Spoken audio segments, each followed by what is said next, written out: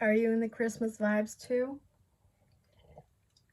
Happy new moon in Sagittarius. We're talking about the December 1st new moon in Sagittarius at 9 degrees. It occurs 6:21 in the morning GMT. Adjust for your local time zone. New moons tend to be excellent moments for manifestation, for wish fulfillment. It's like a portal is opening, a new birth of new energy, fresh energy is coming in.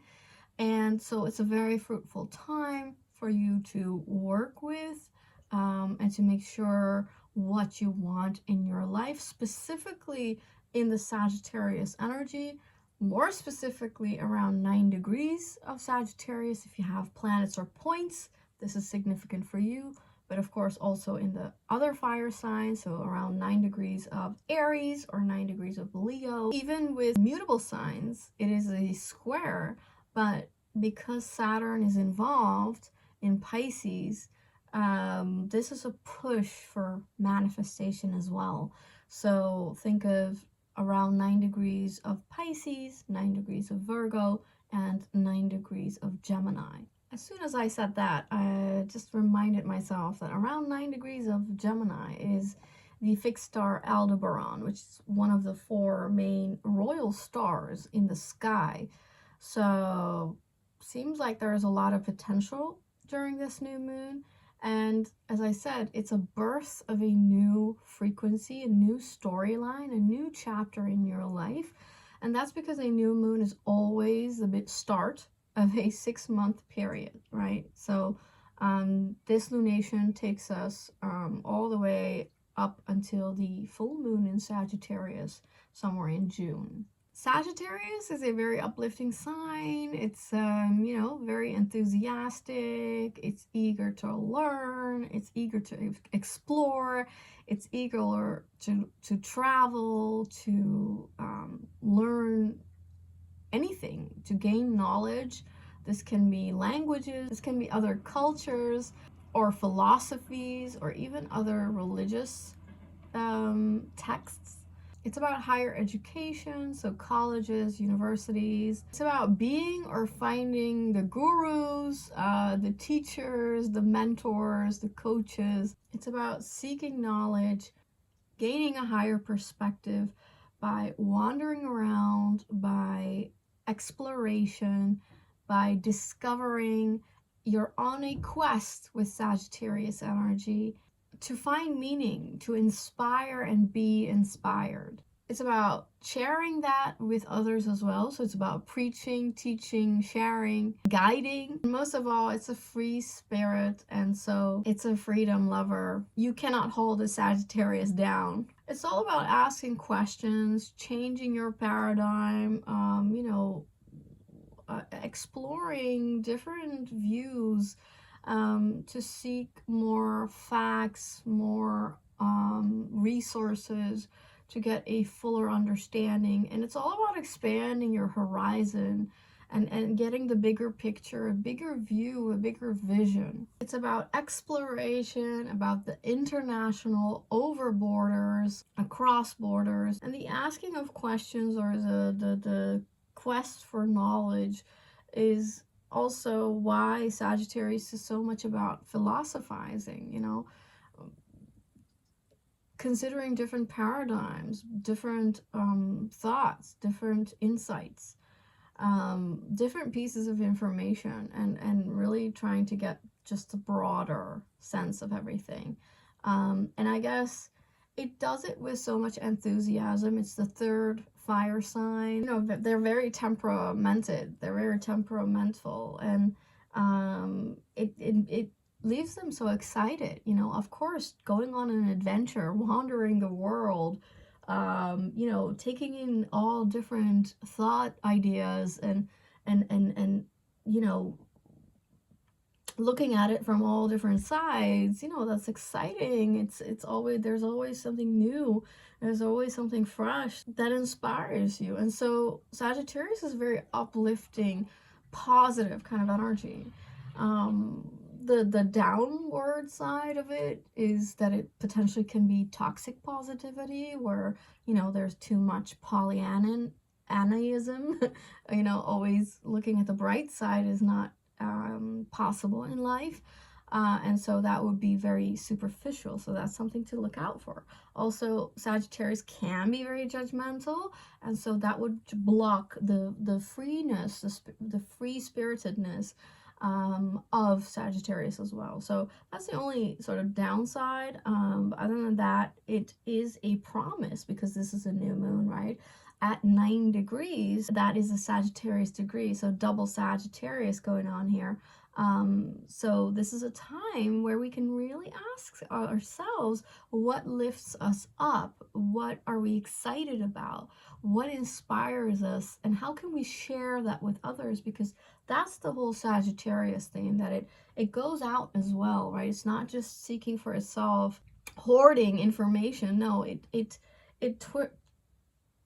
spins it around, and it wants to share its excitement. It wants to inspire others. So, you know, it needs its leaders, the gurus that support them, that teach them so they evolve and are so inspired. And then they become the teacher, the guru, the guide. And so first ask yourself, what excites you? What lifts you up? And then how can you share that with the world? You know, can you go public with this? Can you publish something about it, or can you teach and preach to others? Other than that, it's also about belief, faith, and also religion. So find something that you're excited about and share it with the world. And it's good to implement more adventure into our lives.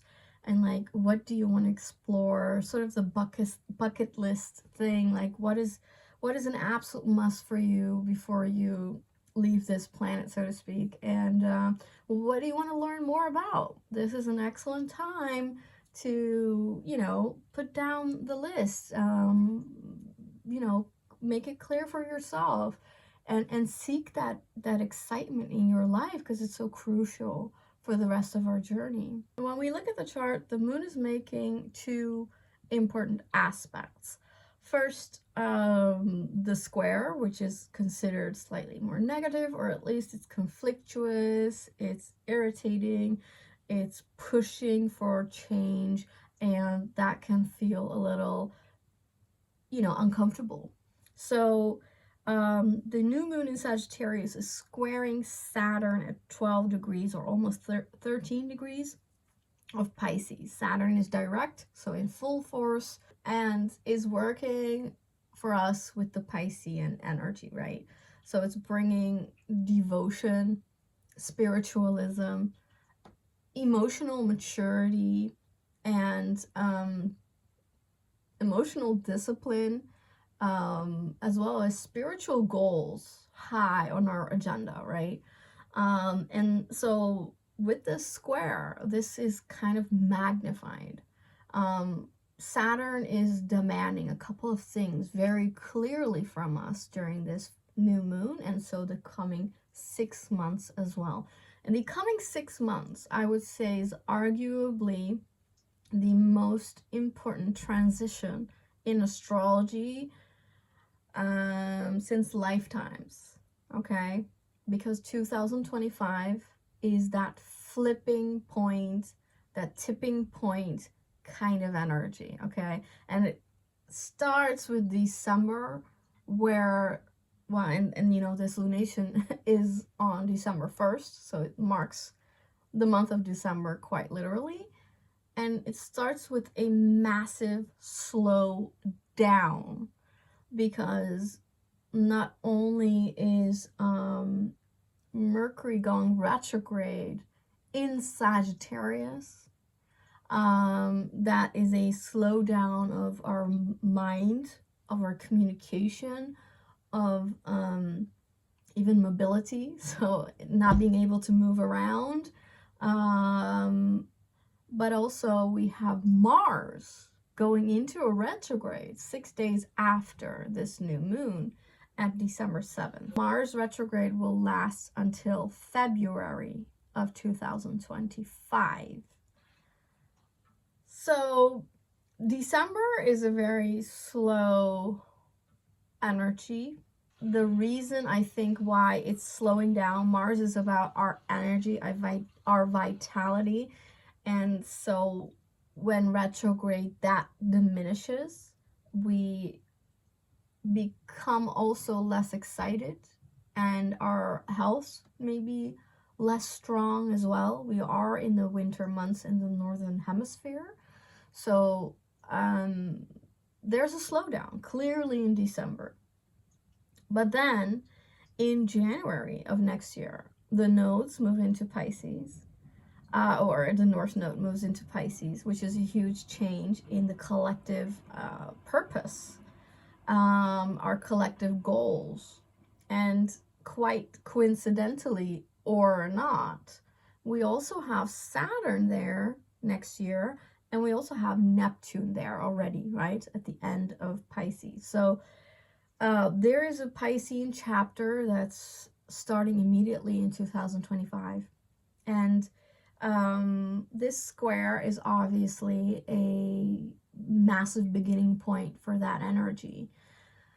And so a lot is shifting in 2025 because both Neptune and Saturn move into Aries, right? And Uranus moves into Gemini, and Jupiter moves into the Crab. So there is a huge change in frequency. And we just had Pluto entering into Aquarius for 20 years. Now, from a cosmic perspective, because from Earth's perspective, because time is slow and the energy is dense, we live in a material world, right? So it's slow and heavy.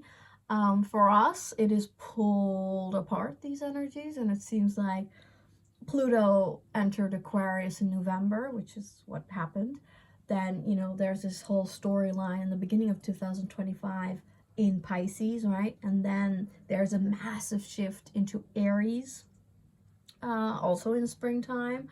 And then there's Uranus moving into Gemini in June. And we also have Jupiter moving into the Crab in June. So the first 6 months that this lunation governs, right? The coming 6 months seems like it's dragged apart from our earthly perspective because it's heavy and dense and slow, right?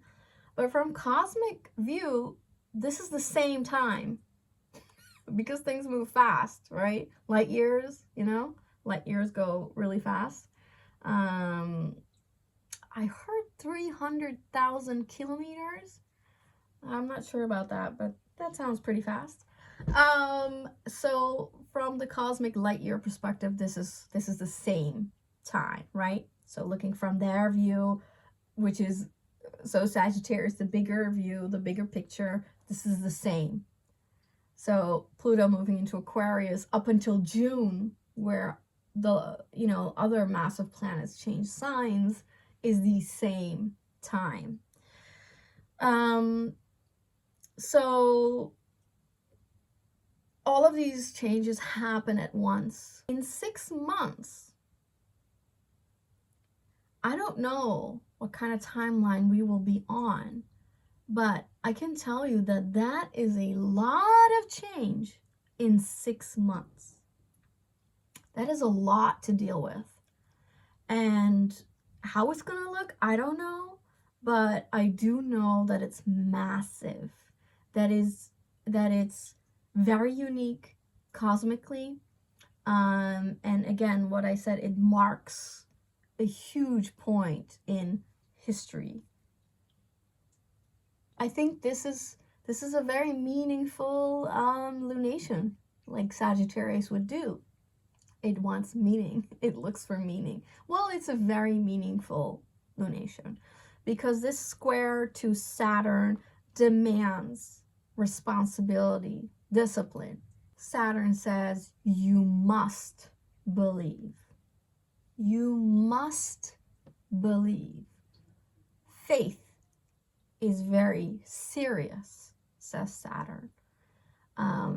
So we have to have a huge spiritual upgrade. We have to take this extremely serious. Both these energies, Sagittarius and Pisces, are ruled by Jupiter, who rules this lunation. It's about expanding our ability to have faith, to believe, to find meaning, to find blessings, to feel blessed, to have spiritual practices or religious practices. And because Saturn is about mastery, it is very much about mastering your intuition. This is something we need to now trust completely, take it extremely seriously, and we should have honed our intuitional power by now. And if you didn't, this is your kick-ass kickstart position. From now on, you need to trust your intuition. You need to trust yourself. You need to turn inward and quiet and be on your own sometimes to hear your inner voice. And it becomes stronger. Your faith becomes stronger once you follow what you hear, right? When you take it serious, the sound becomes clearer. And so it becomes easier to follow your inner voice. And that will guide you to the correct places, the correct experiences, the correct people. And we need that navigational tool of our intuition so highly. So yeah, we need to take that serious, and we also need to really upgrade our emotional maturity. We need to not be swayed by emotions. We need to not be drowned by our emotions. We need to take responsibility for our emotional state. And how do you do that? You do that by healing. It's a healing journey. And in Pisces, it is about the healing of the body, the mind, the soul, everything. Your family connections, your history, your past life, everything.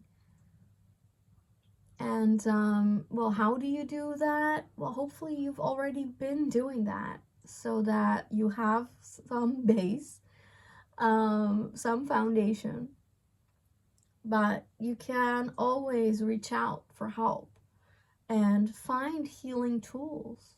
And there are so many. You just have to find what fits you, what you need the most right now to process your emotions, and anything that helps for you to trust yourself more and to trust the faith. Trust what you believe in. Because the spiritualism is just as important as healing the emotions. Saturn asks for solidity. It asks for authenticity, integrity. And Saturn is also very much about devotion, which ties perfectly with Pisces. You have to be devoted to what you believe in. You have to take it very seriously. You have to be focused about it. And that means that you have daily practices or something that you come back to at a very frequent, routine manner.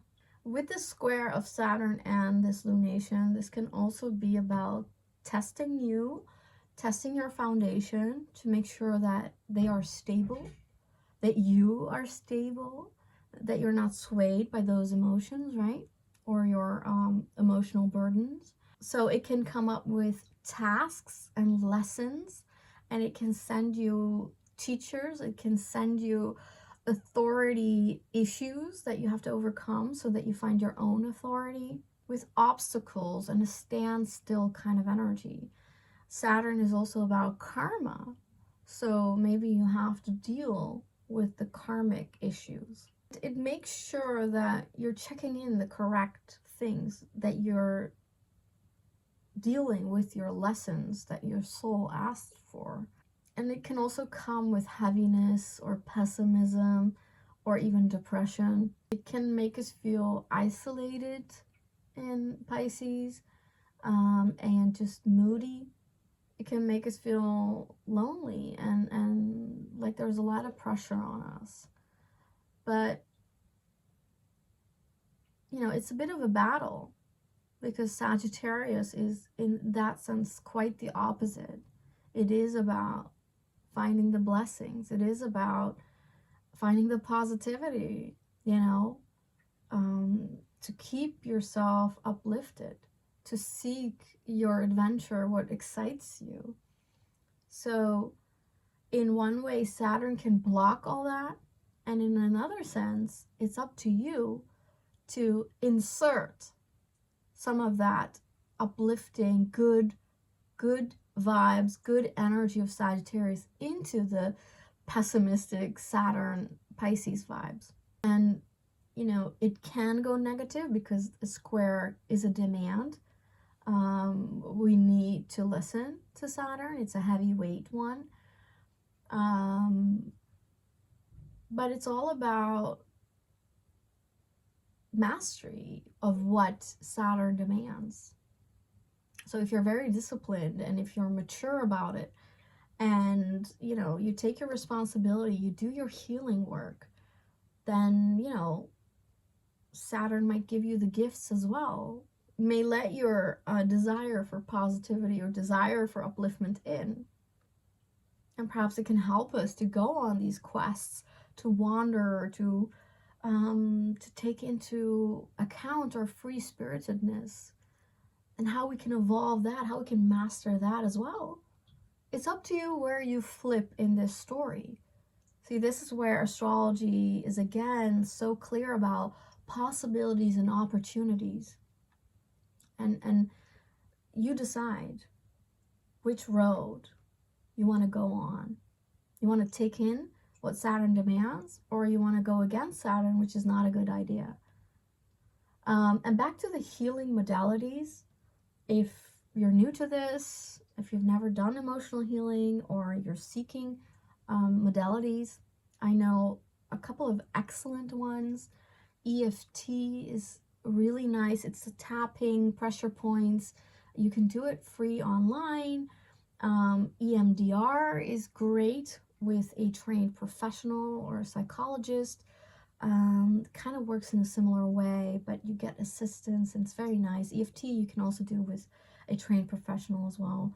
I also like bioresonance, which is very Aquarian. It is healing with frequencies and all that. But there are so many modalities. You know, it's about where you're at and what fits you, what you'd like, what you're capable of doing. And I think because Sagittarius is the truth seeker, and because Saturn is about definition, defining what is true to you, I think there is meaning in this. So this is your time from now, with this lunation, until the coming 6 months. You have to decide.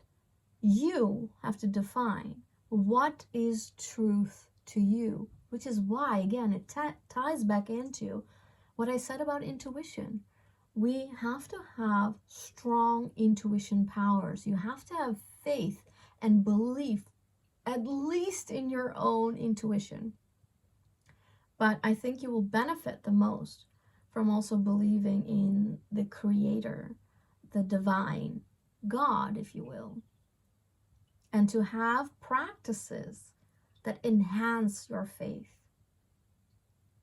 I love prayer, and I think Sagittarius and Pisces both care for prayer.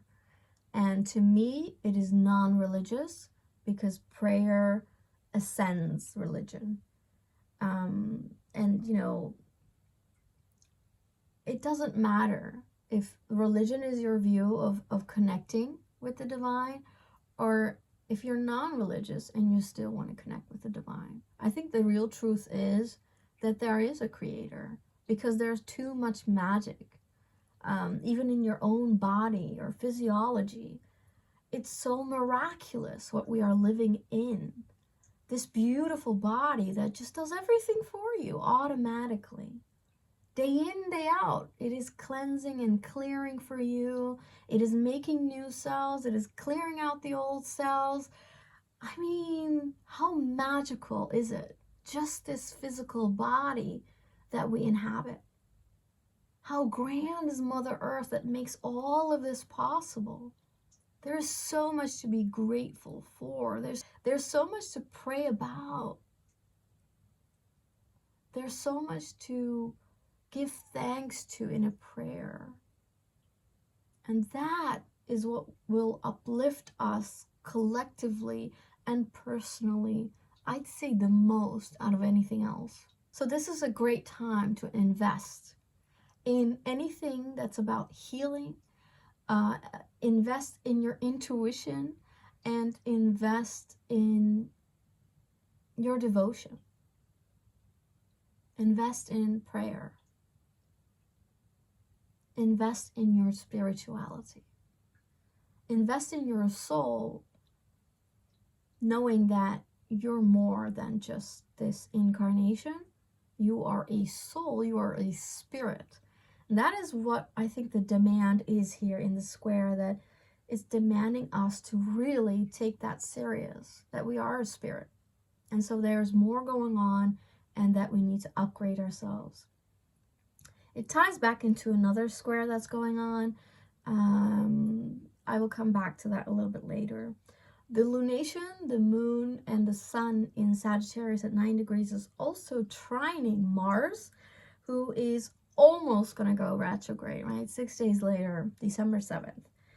So it's currently at 5 degrees of Leo. It will get to 6 degrees of Leo, and then it will move back to, because of the retrograde period, back all the way to the crab at 17 degrees. So anything between 17 degrees of the crab and 6 degrees of Leo, in between that, is what Mars is working with. So if you have any planets or points around 17 degrees of the crab up until 6 degrees of Leo, this is personal for you. And because Mars, is a planet that takes a longer time, the retrograde will be longer as well. Quite unusual, actually, because usually it would be 2 months, but now we're experiencing a Mars retrograde for 3 months, because it will go on until February 24th. It does mean that there is a protective energy coming from this lunation, coming from the Sagittarius energy to the Mars retrograde. So I am excited about that, because that's good news, actually, because the Mars retrograde normally is a loss of vitality, loss of motivation, loss of health, loss of excitement, loss of, the goals you had in your life. Everything is changing, everything is slowing down. You're demanded to rest more, to take it slow more, something that Mars does not like. We are less inclined to have any form of activity, really. And this is not a good time to start new projects. It will not have the oomph, the energy, the excitement, the motivation that Mars brings. So things starting is not a good idea. Relationships and marriage will also, if it starts around the Mars retrograde, will have less oomph, less sexual energy, maybe less motivation between partners. So also not very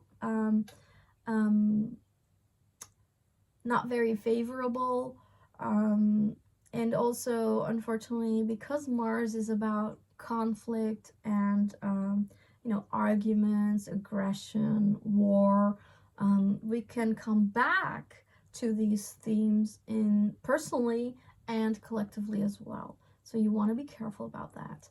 And this means that things can flare up again. Old conflicts and issues in the world can flare up. So it's a time to be careful. And you know, Mars also rules sharp objects, and it can also rule movement. And so, you know, out on in the traffic, you want to be more careful than normal, and maybe know that some people can become very aggressive very quickly. So don't take it serious. Don't go into that vibe. Let them be who they are, and you just, you know, you leave yourself out of it. So it's to me, Mars retrograde normally is difficult. And but it's definitely a moment of slow down, okay? Taking things into reconsideration, looking back, reflecting, resting, right? Taking into account your new self, the changes in your identity that changes your goals and your motivations. So it's about rearranging, you know, what you want to do and go after once it goes direct at the end of February, right?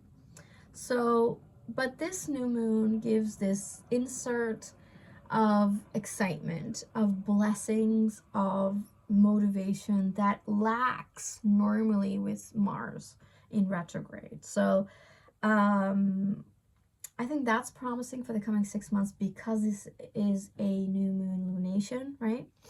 And so it's a birth of 6 month energy, right? And I guess everything that I just explained to you about what the new moon in Sagittarius is, so, you know, seeking new ideas, guides, teachers, inspiration, upliftment, right?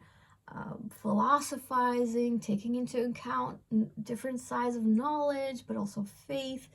All of this apparently is what we will be considering during the Mars retrograde, right? And I think it's very important about that first few weeks that Mars is still in retrograde in Leo, that will affect the most.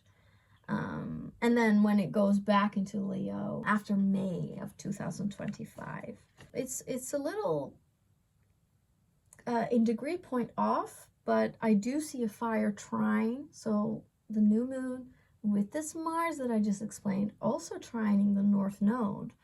So again, this ties into our life purpose is changing, our life goals are changing, and we have to implement new information and expanded skills to take us forward.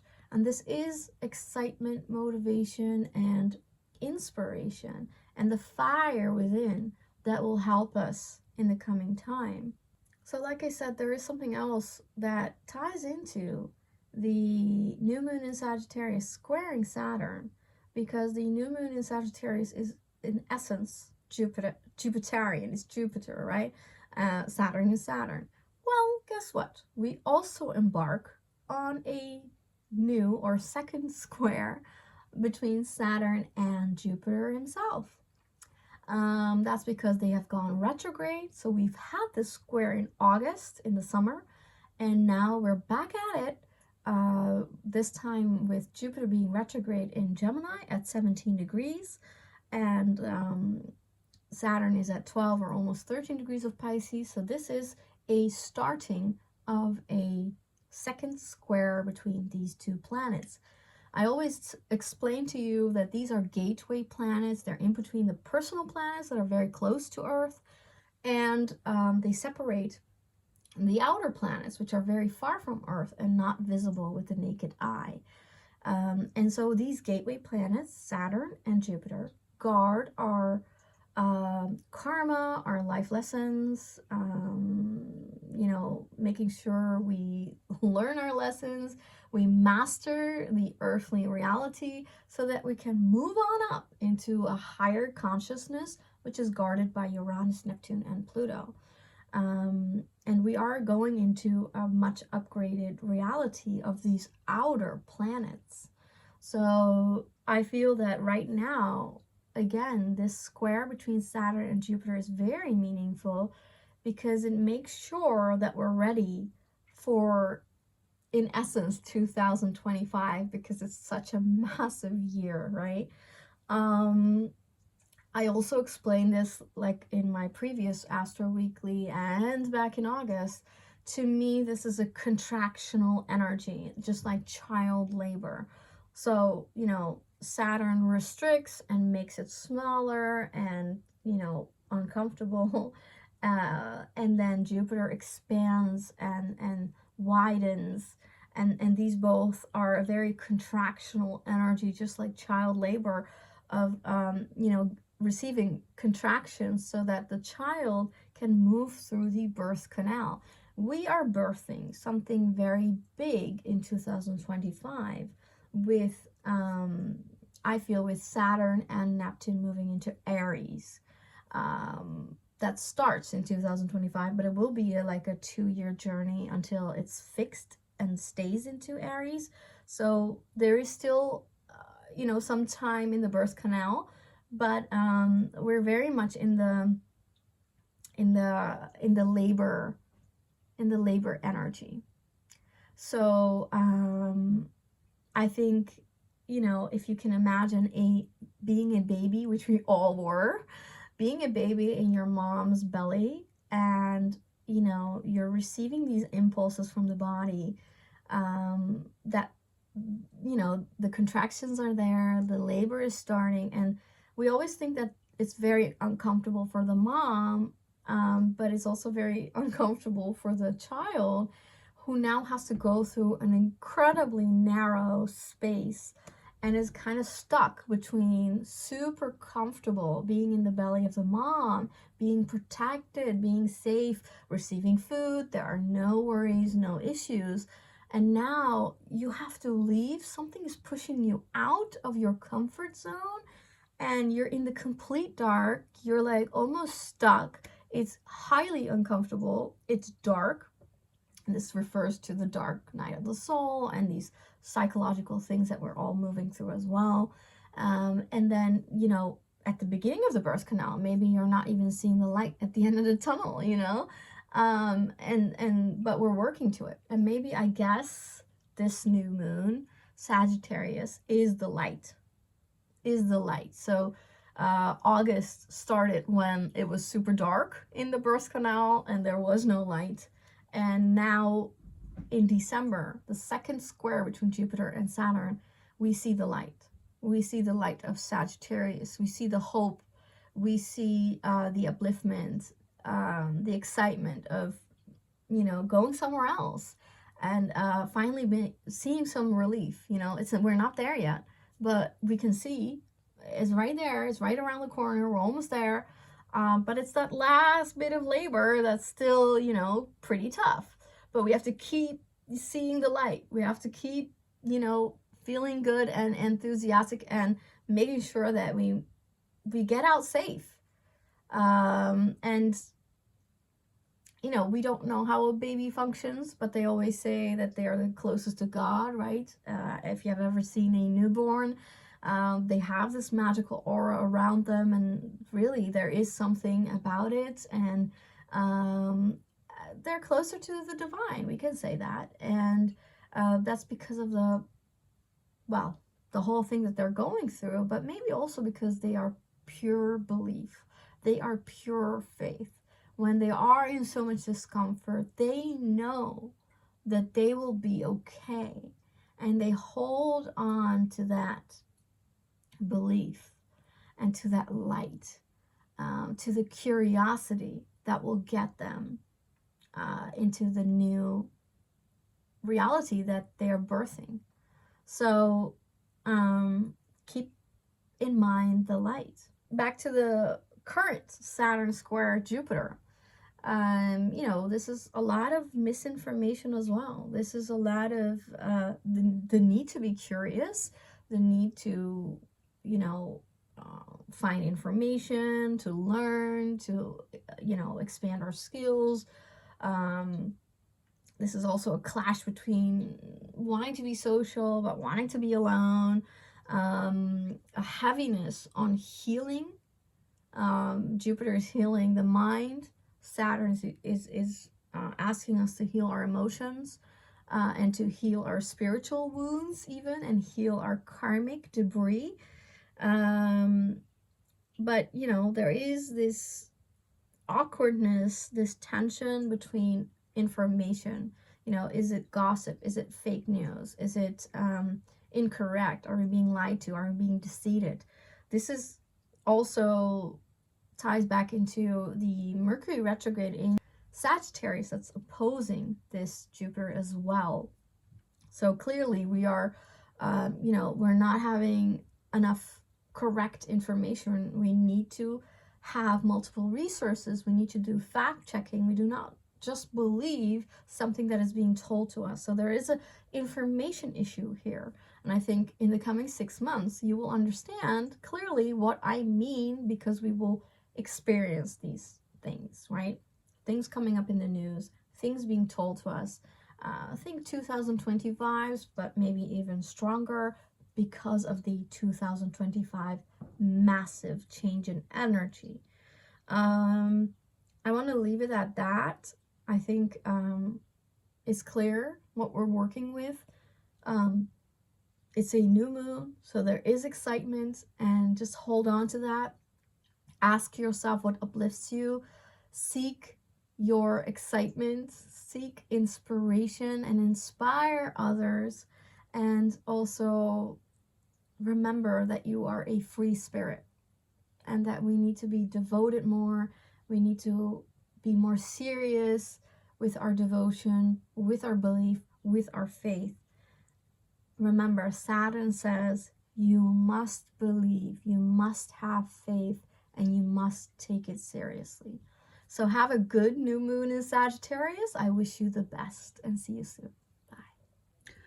I got an excellent idea for you. If you care, there's a beautiful witchy ritual that tells us that at the beginning of the month, December 1st or November 1st or January 1st, any time at the first day of the month, you can blow some cinnamon into the doorway of your house.